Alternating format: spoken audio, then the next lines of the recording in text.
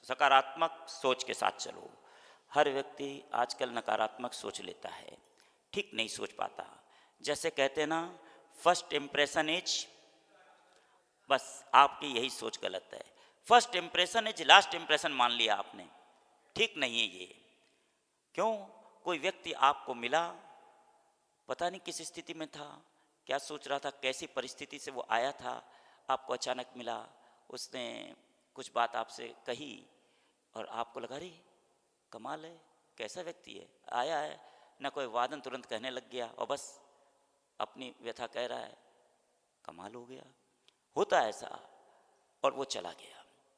फिर कुछ दिनों बाद वही व्यक्ति फिर मिला, और मिलने के बाद उसने बहुत अच्छे से आपका अभिवादन किया, अच्छे से बात की। अरे व्यक्ति तो यही है, सोचा कभी आपने ऐसा?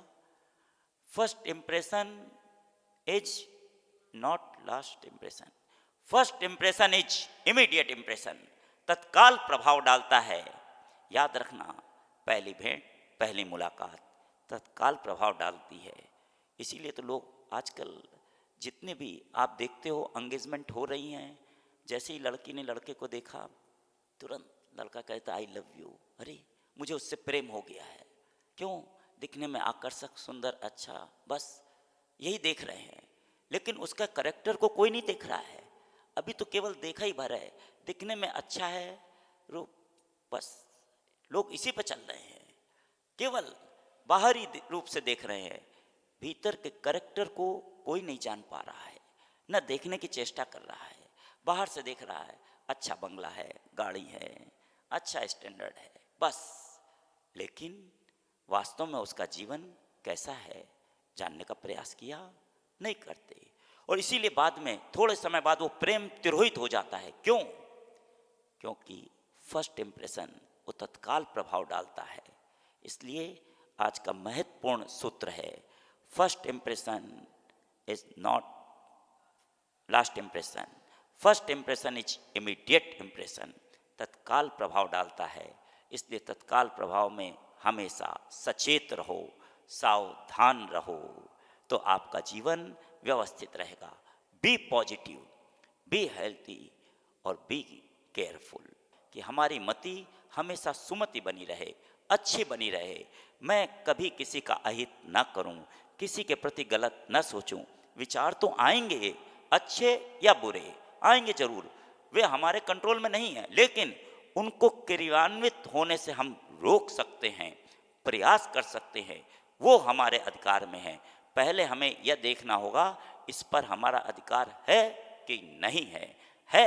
हम रोक सकते हैं आनंद के साथ में, लेकिन हम दूसरों पर अधिकार करना चाहते हैं, दूसरों पर अधिकार जताना चाहते हैं, जबकि अधिकार हमें अपने ऊपर करना है, स्वयं के ऊपर। अंतर्मना को देखो, मौन पूर्वक अपनी साधना आराधना में लीन है।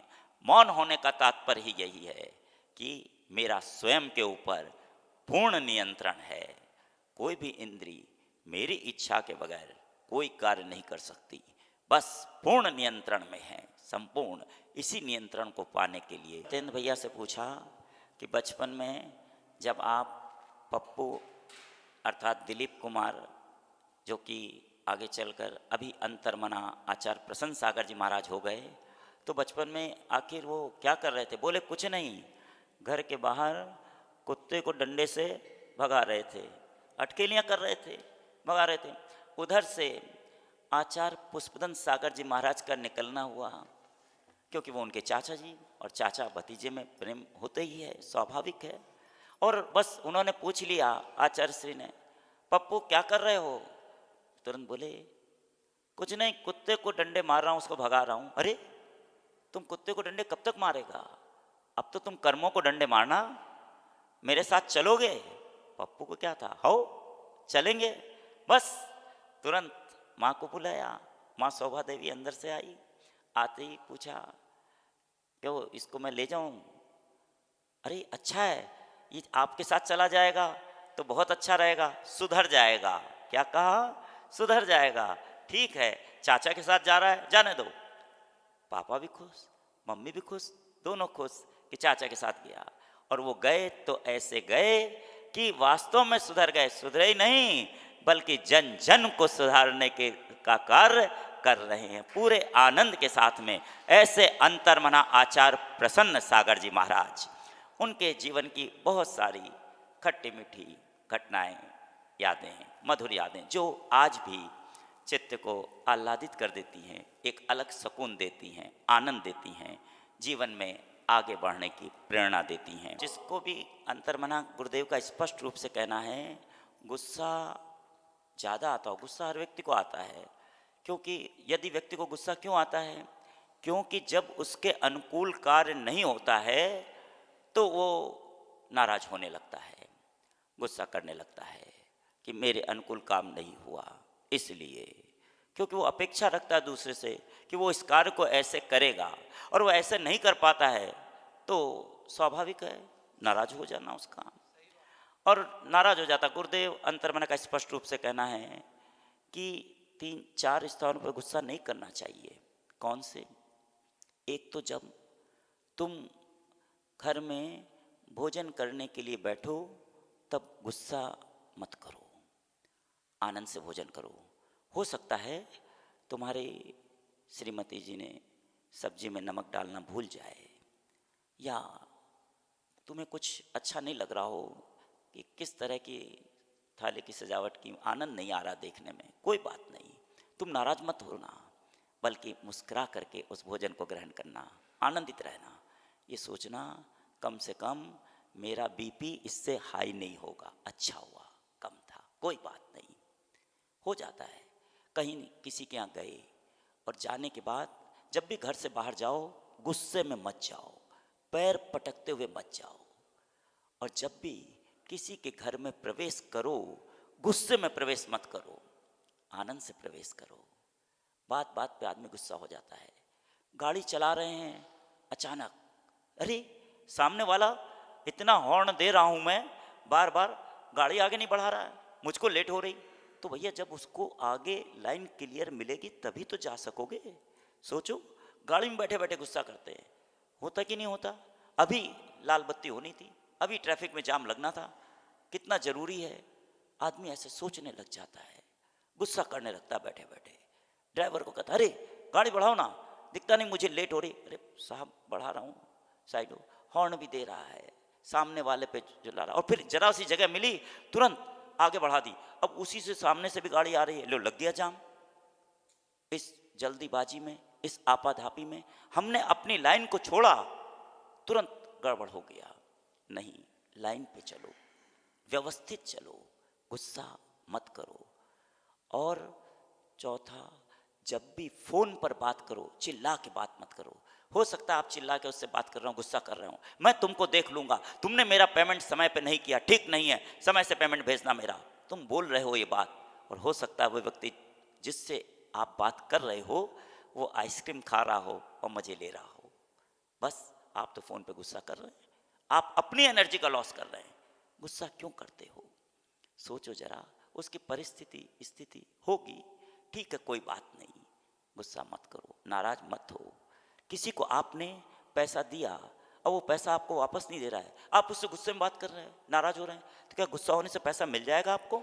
नहीं, प्रेम से बोलो, जब तुम्हारे पास हो दे देना, कोई बात नहीं। आदमी खाएगा तो 2 रोटी, पैसा तो साथ लेके नहीं जाएगा, लेके जा सकता है क्या? तुम लेके जा सकते हो तो चले जाओ, कोई बात नहीं। लेकिन गुस्से में क्या होगा, वो कहीं वो भी गुस्सा हो गया तो जाओ जो करते बने कर लेना, मैं नहीं देता, तब क्या करोगे? सोचो जरा, कोर्ट कचहरी करते रहो, चक्कर लगाते रहो, यही तो हो रहा है। इसलिए धैर्य से काम लो, गुस्सा मत करो। गुस्सा समाप्त तो नहीं हो सकता, लेकिन कम जरूर हो सकता है। और इशारों से काम करो, प्रेम से काम करो। अब वो दिन चले गए जब लोग की माता पिता की आंख से डरते थे। घर में बाबूजी आ गए, बहुएं घूंघट निकाल लेती थीं, धीरे से काम करती थीं, बर्तन खटकने की भी आवाज़ नहीं आती थी। वो दिन चले गए। बच्चे भी डरते थे, अरे पापा आ गए, सावधान हो जाते थे, अभी डांट लगाएंगे, तुरंत ठीक हो जाते थे। लेकिन अब पहले बड़ों की आंख से बच्चे डरते थे, अब बच्चों की आंख से ये कह रही बड़े डरने लग गए। देख लो, हालत ये है। तो इसलिए प्रेम से बोलो, मधुर बोलो, अच्छा बोलो, और जो व्यवहार तुम्हें पसंद नहीं है वो दूसरों के साथ मत करो। वासपुज भगवान की आराधना करो और आनंदित रहो। मामा जी हैं विधानाचार्य हमारे, और सबके चहेते मामा जी हैं। मामा जी ने बचपन में अंतर्मना को खूब घुड़सवारी कराई। क्यों? उनको अंतर्मना को घुड़सवारी का शौक था, और मामा जी धीरे चलते, चलाने का प्रयास करते, पर वो तो नटखट थे, अटखेलियाँ करते थे। अचानक तेज घोड़े को दौड़ा देते, मामा पीछे छूट जाते, लो, और फिर हंसते थे। आनंद आ गया। ये सब बातें बहुत आनंदित करने वाली बात, कि देखो कि जो उस समय घुड़सवारी करते थे तो लगाम कसते थे घोड़े पर, आज उन्होंने अपनी इंद्रियों पे लगाम कसी और इस इंद्रिय रूपी घोड़े को, मन रूपी घोड़े को रोक करके पूरे आनंद के साथ में आनंदित हैं, साधना आराधना में लीन हैं। बस जो शाश्वत है उसको ही तो पाना है। मृत्यु के उस पार क्या है? कभी आपने सोचा? आप इतना दान देते हो, अपने आप को दानवीर कहते हो, लेकिन आप दान देते हो देखी हुई चीज के लिए, त्याग करते हो। लेकिन यदि त्याग की बात पूछी जाए, न देखी हुई चीज को पाने के लिए सब कुछ छोड़ देना, ये सबसे बड़ा त्याग है। परमात्मा को नहीं देखा, सिद्धालय को नहीं देखा, लेकिन उस परमात्मा को पाने के लिए, उस सिद्धालय में पहुंचने के लिए, शाश्वत सुख को पाने के लिए उन्होंने सांसारिक के इस नश्वर सुख को छोड़ दिया। ऐसे त्याग के धनी हैं अंतर्मना आचार्य प्रसन्न सागर जी महाराज। आने वाले समय में 21 नवंबर से 25 नवंबर तक तरुण सागरम में, जिन्होंने क्रांतिकारी संत तरुण सागर जी महाराज ने कड़वे प्रवचन के माध्यम से जन जन को बोध दिया। आज दिगंबर साधु अगर कोई भी कर्नाटक में विहार कर रहा है तो लोग आज भी यही समझते हैं कि देखो ये तरुण सागर जी महाराज वाले, ये महाराज जी जा रहे हैं, ऐसा मानते हैं। उन्होंने अद्वितीय पहचान जैन समाज के गौरव को बढ़ाया, धर्म के वो जन जन तक पहुंचाया। स्पष्ट रूप से कहते थे, महावीर केवल जैनियों के नहीं, जन जन के हैं। ये जैन धर्म जैनियों का नहीं, जन जन के लिए है।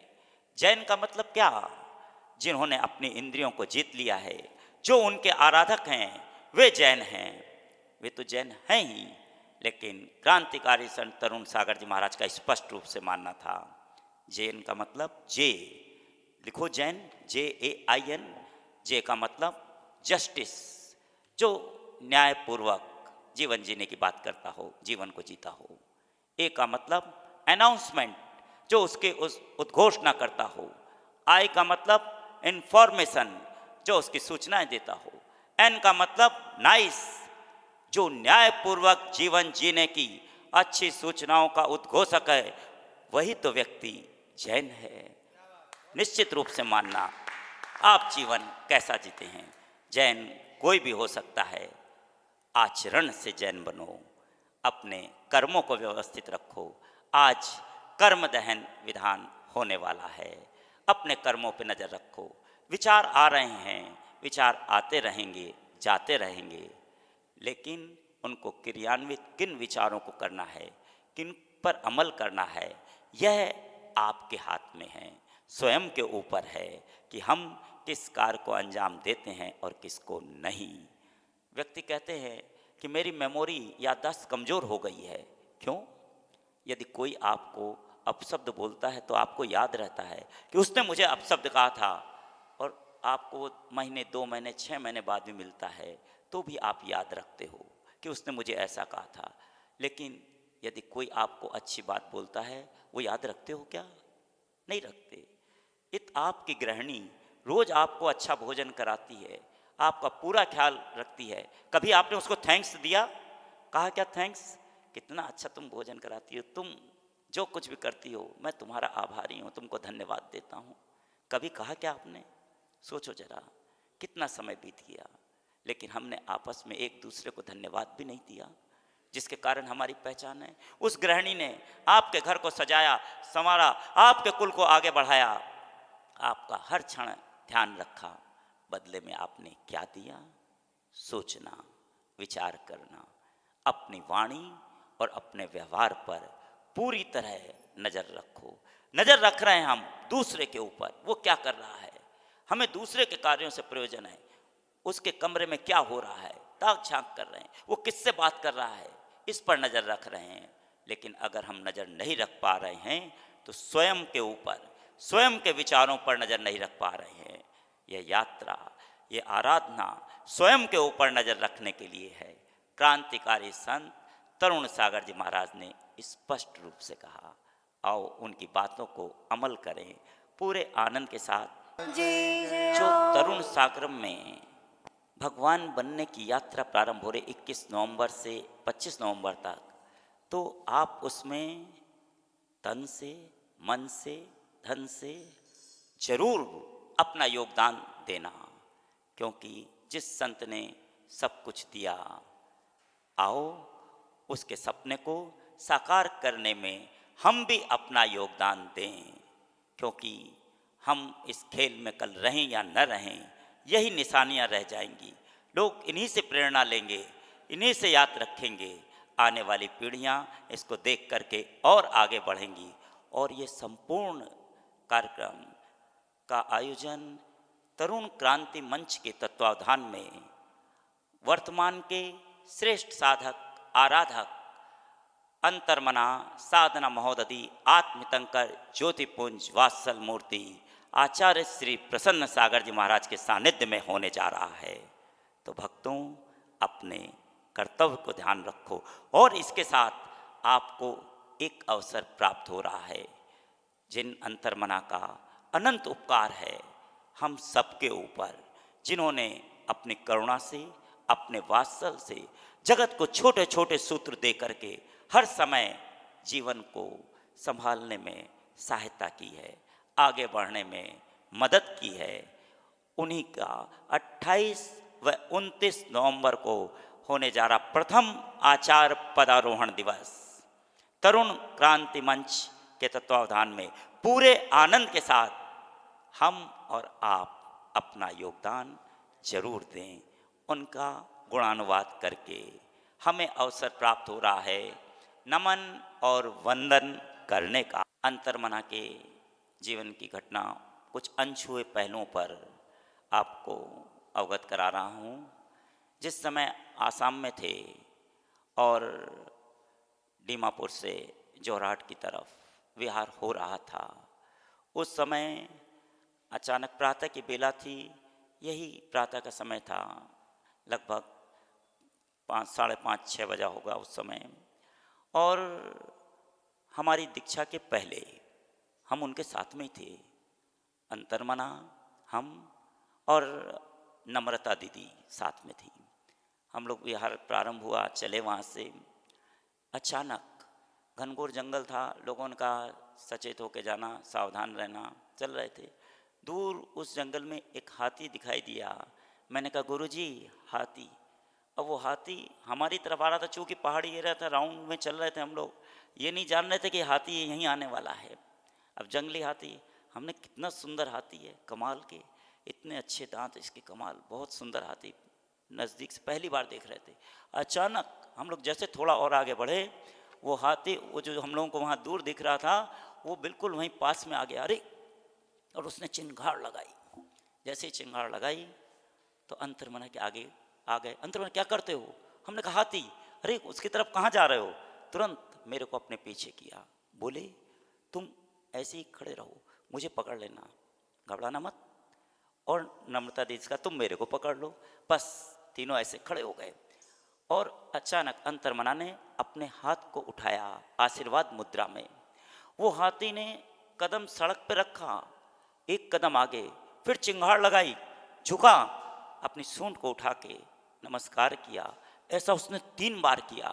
अंतर्मना हाथ ऐसे ही किए रहे आशीर्वाद मुद्रा में, और वो हाथी पीछे हटा धीरे से और वापस चला गया। हम लोग अपने रास्ते आगे बढ़ गए। उन्होंने कहा पीछे मुड़ करके मत देखना, बस सीधे चलो बस। और इसका मतलब भय मत करो, उनको किसी से कोई भय नहीं है। और सम्यक दृष्टि, जिसको सम्यक दर्शन की प्राप्ति करनी हो, पहला लक्षण यही है, निसंकित, बिना किसी शंका के अपने कदम को आगे बढ़ो, रखो, एक कदम और आगे बढ़ो। ऐसे जीवन के अंश हुए पहले हम सोच भी नहीं सकते क्या ऐसा भी हो सकता है, लेकिन ऐसा हुआ है, हो सकता है। कल आप लोग ने नमोकार मंत्र के जाप दी होगी, कल उस मंत्र की जाप करने का आपसे कहा था। और जीवन में एक ना एक छोटा सा नियम जरूर होना चाहिए। आखिर छोटे से नियम से क्या होगा, क्योंकि पाप बहुत सारे हैं। याद रखना, अंतर्मना का स्पष्ट रूप से कहना है कि व्यक्ति शरीर से कम पाप करता है, वचन से कुछ और ज्यादा, और मन से सर्वाधिक पाप करता है। आप पूछे कैसे? जो आपका दृष्टिकोण अपनी बहन के प्रति होता है, क्या दूसरों की बहनों के प्रति भी वैसा ही दृष्टिकोण होता है? फैसला आपका, अपने आप को आप स्वयं जज करना, ये जज करने का समय है, अवसर है। इन पापों से बचने के लिए एक नियम, कोई ना कोई नियम जरूर अपने जीवन में अंगीकार करना। एक छोटी सी चिंगारी पूरे कपास के ढेर को जला के राख कर देती है, उसी प्रकार से एक छोटा सा नियम समस्त पापों का नाश कर देता है और सुख को प्रदान कर देता है। इसलिए एक नियम का पालन जरूर करना। आज जब भी भोजन करने बैठना, उस समय 9 बार नमोकार मंत्र पढ़ लेना। देखो तुम्हें मंत्र याद आता या नहीं। नमोकार मंत्र बहुत बड़ा लगता हो, कोई बात नहीं, ओम ह्रीम हरम अस्या उषा नमः ये पढ़ लेना। ये भी बड़ा लगता हो, कोई बात नहीं, ओम ह्रीम नमः पढ़ लेना। ये भी बड़ा लगता हो, कोई बात नहीं, ओम नमः ये पढ़ लेना। ये भी बड़ा लगता हो, कोई बात नहीं, ओम ओम ओम 9 बार उच्चारण कर लेना। और उसके बाद भोजन करना, देखना कैसा तुमको आनंद आता है। यदि तुम्हारा भोजन अच्छा होगा, वो शरीर में रस बनाएगा, उससे तुम्हारे जो विचार होंगे वे व्यवस्थित होंगे। इसलिए इस नियम का जरूर पालन करना। सभी जो भी जिनका जन्मदिन है, जिनकी एनिवर्सरी है, जितने भी लाइव देख रहे हैं, देखने वाले सुनने वालों को सभी को बहुत सारी शुभकामनाएं, मंगलमय आशीर्वाद। Have a nice day.